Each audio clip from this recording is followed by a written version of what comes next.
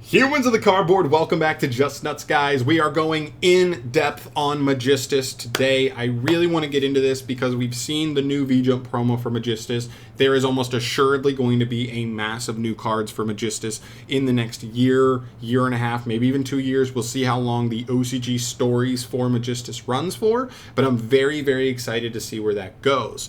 If you don't know, a couple months ago, Magistus was confirmed to be the next OCG stories that Konami wanted to focus on. They were on Sky Striker for the last 2 years, and I think that what's so exciting about that is that Sky Striker's got 12 new cards in that span of time.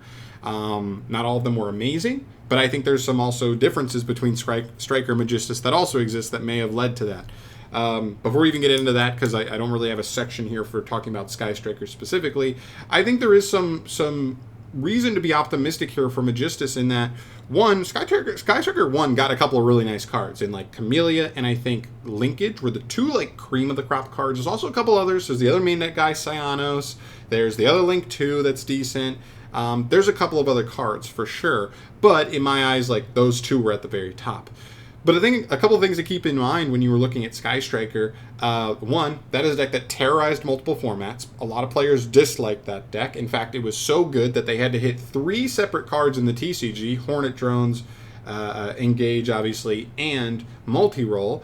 And so not only that, but they also paired the level of the new cards with Engage coming off the ban list and Multi-Roll coming off the ban list. So that may be some of the reason why some of the Sky Striker cards were not as good, because they were also trying to keep in mind that they were also releasing some of the most powerful cards for the deck at the same time. Magistus is nowhere near that. It's never been competitive. It's never been high level playable. In fact, it's never even felt playable at all. It's never it had a very short stint as a rogue deck maybe, and even that didn't last very long. So I think they're in a much better position for Konami to have a little bit less restraint, I would say, on making their cards better. But anyway, Magistus. Let's get into this thing. Let's go over the cards that the deck already has. First off, we start with Rilliona. This is maybe the best normal summon in the deck. It searches a Magistus spell or trap, or puts a banished level 4 spellcaster back into the graveyard, and then from grave it can banish to equip something else from grave that's not a level 4 Magistus. It's a pretty good card. Problem with this card for me, the spell and trap targets, not that good right now. I would definitely appreciate a really good spell or trap target to search off of this card, because right now the targets are just meh. Not terrible, just meh.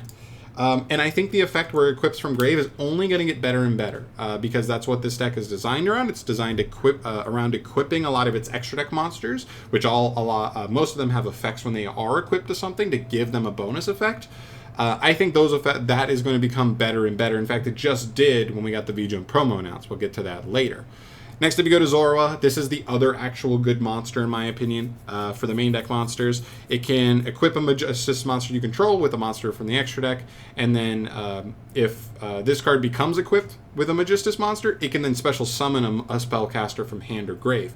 Pretty good card that it already gets itself equipped and then gets another body on the field. Is pretty nice, but a lot of times you don't end up setting up one in grave, so it feels like you're pulling stuff out of hand a lot, and it doesn't feel like the most plus that it could be. That's something they could focus on there. I also like that it's a tuner. That's really, really nice. And as far as getting itself equipped, our monster searches right now are kind of meh, and we'll talk about more about that when we get to Artemis. Then for the mid monsters, Endymion, to me, he's just worse Zorua for the most part. He's not a tuner. He doesn't have that extension effect. His bonus effect is that he just draws one and then puts one back. It's a fine little hand fix effect, but it's nothing crazy. And then other than that, same thing as Zorua, basically. Other than that, Crowley is the last main deck monster. He's so meh. This is the epitome of a meh extender. The only reason we may play his card is, one, if we just don't get other extenders, or two, its effect to banish he has the same effect as Rilliona, where he can equip an extract monster from graveyard to a monster on field. That could come up. But outside of that, this is the epitome of a mid extender for 2024. Next up, Magistus Invocation. Moving to the spells now. This is a fusion, but to me this is just a worse version of the new Melodious Concert. One, it doesn't draw, and two, it doesn't put itself back. But it does have a little bonus effect where you can use your Magistus monsters in the spell and trap zones as material, very similar to Concert. But without that bonus effect, with putting itself back and drawing a card, it does make this card feel relatively weak in that sense. So to me, it's okay, but it's not incredible. Plus, we don't even have the best fusions right now to summon off of this. We have one okay fusion to summon off this, and that's being kind of lenient there. Vritra, it's a monster reborn. It's searchable. It's fine. It also gives a bonus protection effect in Grave, which is nice, but nothing out of this world. This card's just okay for me, but it may be a one of in the deck for certain scenarios. Then Trees Magistus. This, to me, is just worse Salamangreat Will, but that may still be okay. It's basically Salamangreat Will, but it only summons from hand. So you can, during your main phase, you can send a level 4, or special summon a level 4 spellcaster from hand, or you can summon as many Magistus monsters with different names from your hand by sending this card to the graveyard. It also gives a protection effect on field. It's a fine card. To me, it's like a one-of card where you open like a really clunky hand, most likely, but nothing more than that. And then Magistus Theurgy. At this moment in time, this is my favorite spell that the Magistus lineup has right now. It has a lot of utility. This card basically is like the unauthorized reactivation for ABC. It basically quick effect equips a Magistus monster from extra, graveyard, or field to a monster on field. Which is not bad at all, right? Being able to equip Artemis and get a search for a monster, or any of the utility of going Nina Ruru, pop a back row, or whatever, any of the other utility ones. My problem with this card is it's one, outside of Artemis, there's no other like really good going first target. I do like that Nina Ruru exists, and so going second, you have an out to Floodgates or just any back row in general. That is really, really nice. But I would appreciate some better targets. I think something that could be really, really cool is one, either another extra deck monster that like engine-wise is really good to be equipped, summoning something from deck, summoning something from grave, getting you extension, getting you something. Artemis is really the only one that, while it's equipped, is an actual like going first engine piece. So I would really appreciate something else there. Or something else that I've talked about multiple times is, what if we get an extra monster that on field it's actually not that good, but while it's equipped to something, it's like it's an interruption on its own. That could be really, really cool to give this card extra utility going second, for sure. Or going first or going second. All right, now we move to the extra deck cards. Artemis is here. This is the best card in the extra deck, in my opinion. This card's crazy. It helps you link stuff off, get stuff into grave, but also searches you a monster when it's equipped. It doesn't even send itself, so you still keep the card on field.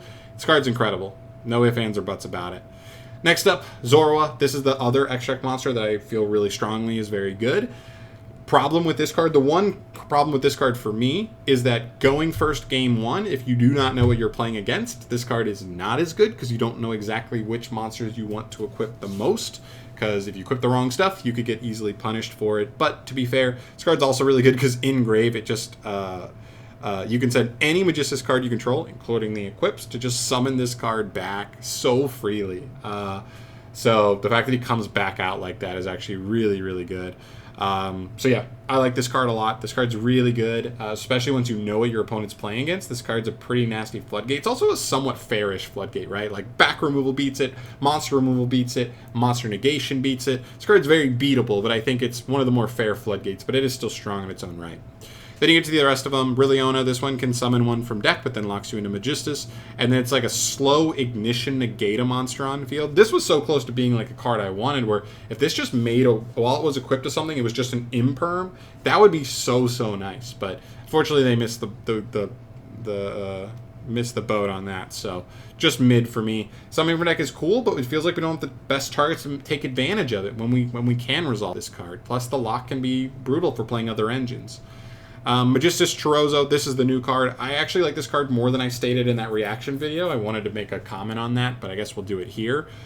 It's sending, specifically it says, let's see, and a spellcaster monster card you control a grave. It means this card can summon itself from extra deck almost for free by just sending the monsters in your spell and trap zone as material, which is very easy to do in this deck, and I assume if the engine gets improved with new cards over the next year and a half, we're going to be able to put stuff in the spell and trap zone even easier than before, making this card even more free as an extender. It's just a free level 4 tuner spellcaster that just plops on the field for very little investment. So I really like that. This card's actually better than I thought.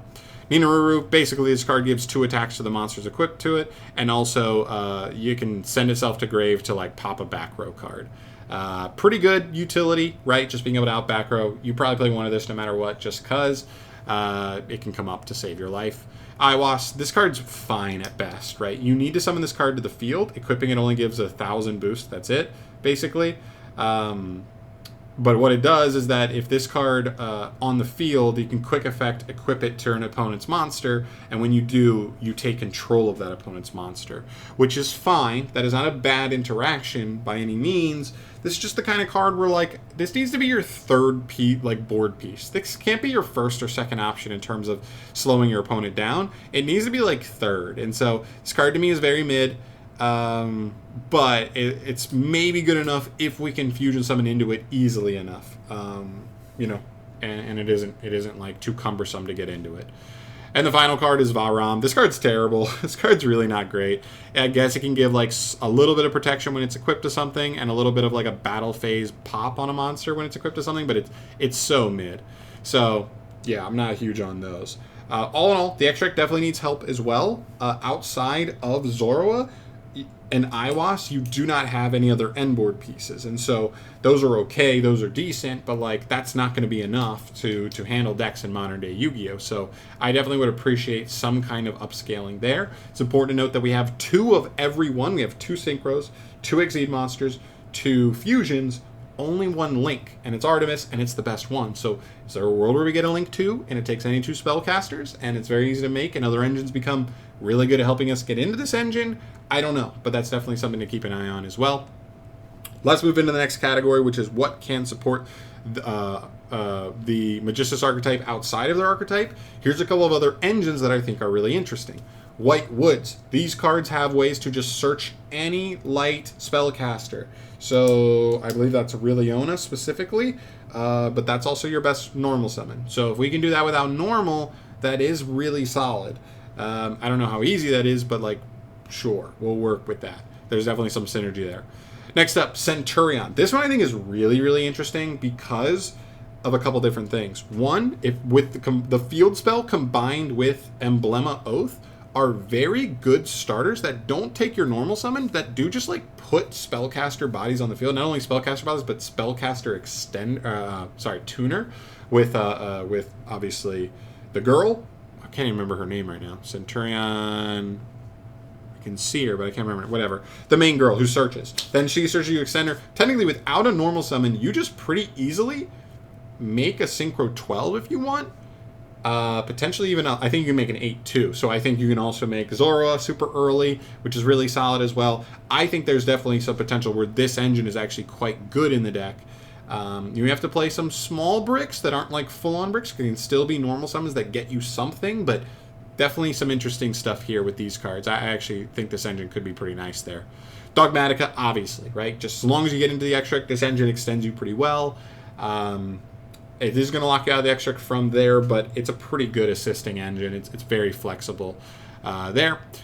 Sinful Spoils, also kind of interesting. The fact that, like, Dia Bellstar is a spellcaster, and, like, you could potentially just play this as an engine that, like, to make a Synchro 8, or potentially summon a level 1 fire spellcaster and maybe just go, or maybe you even just play some of the fire, the Snake Eyes cards where, like, maybe you make one and then link it into Anima, and then Dia Bellstar plus Anima, boom, easy spellcasters. 2 spellcasters into Crowley, into something else. Maybe if we get another link 2 that takes any 2 spellcasters, we can go from there. There is a world where, as just extenders, these do put spellcasters on the field in a pretty efficient manner, pretty well, without normal summoning, which could be worth it. And the last one I have here is Spellbooks. If you play Crowley, any 2 spellcasters can make Crowley, search secrets, go on from there. There's actually some other cool synergy, I think, with secrets as well that actually could be pretty cool. Or spellcaster, or Spellbooks in general. There's also Spellbook of Knowledge to draw to. Cool, that could have easy synergy in the deck as well. All right. Into some generic cards that I think are interesting for the deck. Blazing Cartesia. This is not only a level 4 spellcaster, but it fuses for you. So it could get you into Iwas, potentially even get you into the Witchcrafter fusion. Maybe. That's part of it as well. There's definitely some synergy there. Magician's Souls. Very easy extender. Now the one thing here is the deck doesn't already naturally play a level 6 or higher spellcaster, so if you're playing Dia Bellstar, maybe she's your send target, or if you just play Illusion of Chaos, that's a pretty easy send target as well. Plus, This is a deck that puts free cards in the spell and trap zone. So you put cards in the spell and trap zone, Souls can send 2 of them to just Pot of Greed every time you go through him. He's level 1, which is a little awkward with where the deck sits right now, but there's definitely some good synergy there you can't ignore. Golden Allure Queen. It's a Link 3. This just came out recently in the OCG. We'll see when we get it here, but it takes 3 spellcasters. It basically gets you 2 interactions, but it is just, you're playing it in Nib pretty hard, some other stuff pretty hard, but it is definitely worth noting. 4 spellcaster decks that struggle with putting interactions on the field, I think, is a pretty cool card. I have the wrong one here. This is just supposed to represent all Charmers. This deck has access to a couple different, plenty of different attributes. So Charmers being spellcasters, still having good synergy there. There's definitely a lot of room there for those cards to be really nice in this deck. You can basically make almost any of them. So that's really easy. That's really simple for you to be able to link climb up into stuff like Selene. If you have if there are 3 or more spells in either graveyard, this card is just reborning a spellcaster as well. Love that. That's really good. Yeah, this card's probably in the deck no matter what, I would think, in most scenarios. Then there's stuff like Secret Village. Pretty nice. Probably not a card you main deck, probably. Maybe it's a side deck card for certain matchups just to crush them out completely. Pairing this with like Zorua is very, very scary for a lot of decks. And then the last card I have here is Magicalized Fusion. This card was a lot more interesting to me when Verte Anaconda still was playable. But I still think it's an interesting card, right? So it's basically Miracle Fusion, but for just spellcasters. As long as you're summoning a spellcaster fusion, just banishing any 2, as long as you're banishing the right materials from grave, is pretty good. So it makes for a pretty efficient fusion into a spellcaster fusion. We just need to have good enough targets at the time, by the time we work around to this. And then the last thing I want to focus on is the 4 other lore archetypes that have lore base with Magistus. Spellbooks is the first one. There's a couple cards I think that are very interesting for spellbooks. The first one is Crowley. That's the Link 2. I already mentioned that a couple times in this video. On summon, he lets you reveal 3 spellbook cards from your deck, and your opponent randomly picks one to get added to your hand. I don't love that it's random, right? But still, you know what I mean? That's free plus. Next up is Secrets. That is a spell that searches any, I think it's a prophecy monster, or is it a spellbook monster? I think it's spellbook, actually. Or spellbook card. And that's why you can search Blue Boy, because Blue Boy is one of the very few spellbook monsters that actually has spellbook in the name and not just prophecy. So what I'm thinking is these are tied by lore. If Konami comes out with a lore tied in card that has Magistus and spellbook in its name, and it's maybe a good extender, good whatever, now Secrets is a rota for a Magistus, a legit good like Magistus extender spellbook card.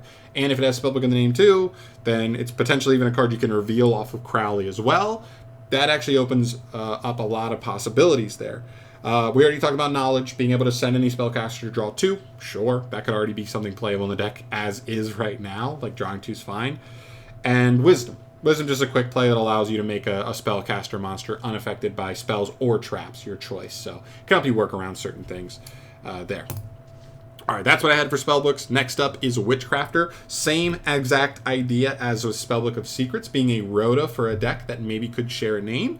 Witchcrafter has a rota that adds a Witchcrafter monster to hand. If we get a Magistus monster that has Magistus and Witchcrafter in the name, then not only is it searchable off of Artemis, it's also searchable off of Creation. So that could be 3 more rotas in the deck that allow us for searchability and versatility.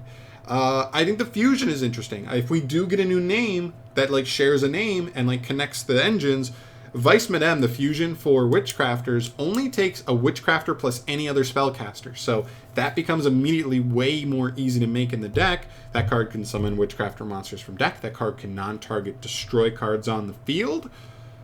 And add back Witchcrafter cards from grave. So recycle the creation you used for it in the first place. There is huge, huge potential there. To connect those. And the last one is Golem Aruru. That's actually kind of a generic spellcaster support card. It does have Witchcrafter in the name, though. So it's like if a Witchcrafter is targeted by a card effect or an attack, you can just special summon it from hand and then bounce a card. So it's kind of like a baby hand trap. I doubt it's good enough to actually see play, but there is synergy there if you're just on a generic spellcaster deck. All right, lastly, or almost second to lastly, Endymion. Again, another rota that says add an Endymion monster from your deck to your hand. So you can search Endymion the Magistus of Mastery, but again, if we got another card that's maybe actually an extender that has Endymion in the name, if they wanted to expand on this lore, how it ties into Endymion even more, they could do that. I also don't know the synergy. I also don't know the ruling with Servant, because Servant says if there's 3 spell counters on it in scale, you can summon it and an Endymion monster from deck who can hold a spell counter.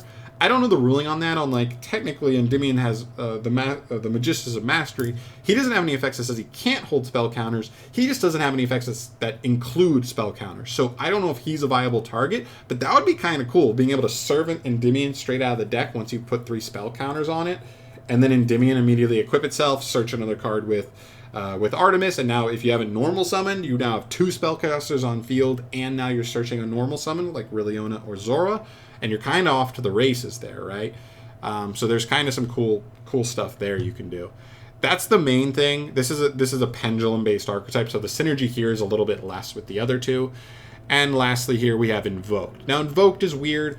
It's already a very normal summon-reliant engine, but it does have some cool fusions that maybe could be a part of something. I don't know, that they could maybe tie in. I actually think there's more of a chance that Magistus gets a card that extends and maybe has synergy with Invoked, where maybe the Magistus stuff helps Invoked more than like Invoked plays a part in Magistus, where like maybe there's an extendable piece that can be paired with Invoked that now like allows you to play through more, allows you to set up more fusions even if Alistair gets negated type thing. I don't know, but like that's just something I'm thinking about. This one, just weird synergy, because basically the main deck engine is Magicka Meltdown, Alistair, Invocation. That's basically it. Takes your normal summon, but it does search Invocation, which could still potentially just fuse you straight into Iwas, or potentially even Witchcraft or Madame Vare. There is some synergy there, but it's not all the way there for me.